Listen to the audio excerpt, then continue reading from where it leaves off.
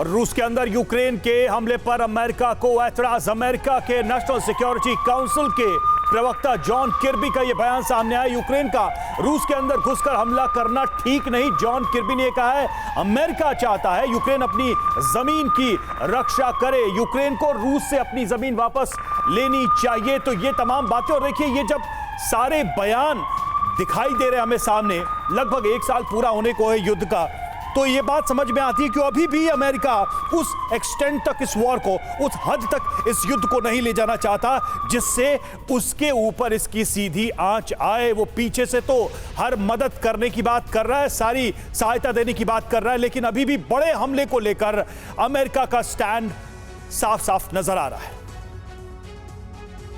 तो रूस में कहां यूक्रेनी हमले हुए हैं, जरा इसको भी हम समझने की कोशिश करते हैं कि अब तक जो रूस पर प्रहार किया गया है उसको किस तरह से देखा जा रहा है। तो चूना लगाने वाली कंपनी के आईपीओ में निवेश करके पैसे के नुकसान से आप डर रहे हैं?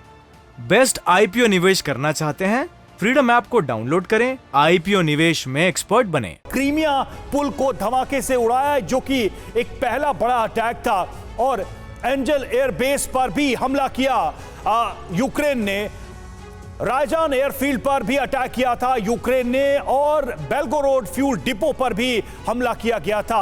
तो रूस को लगातार कहीं ना कहीं यूक्रेन की तरफ से पुश करने की कोशिश जो हो रही है, उसका इंपैक्ट अमेरिका भी समझता है। अगर इन हमलों को और अमेरिका के बयानों को जोड़ के देखा जाए तो अमेरिका नहीं चाहता कि कहीं भीतर अंदर रूस के बहुत बड़ा हमला यूक्रेन करे, जिसकी वजह से युद्ध इतना भयानक हो जाए कि कहीं उसकी आंच अमेरिका के ऊपर तो नहीं आ सकती। इसको देखा जा रहा है। जेके त्रिपाठी हमारे साथ पूर्व राजनयिक जुड़े हुए हैं। ये सवाल मैं उन्हीं से करता हूं। सर, बार बार ये बयान, बार बार अमेरिका से यूक्रेन की मांग, हमें बड़े हथियार दीजिए, अमेरिका का उससे किनारा करना, इतना तो बता रहा है कि अमेरिका एक रिस्ट्रेन लिए हुए इस वॉर में शामिल होने के बावजूद।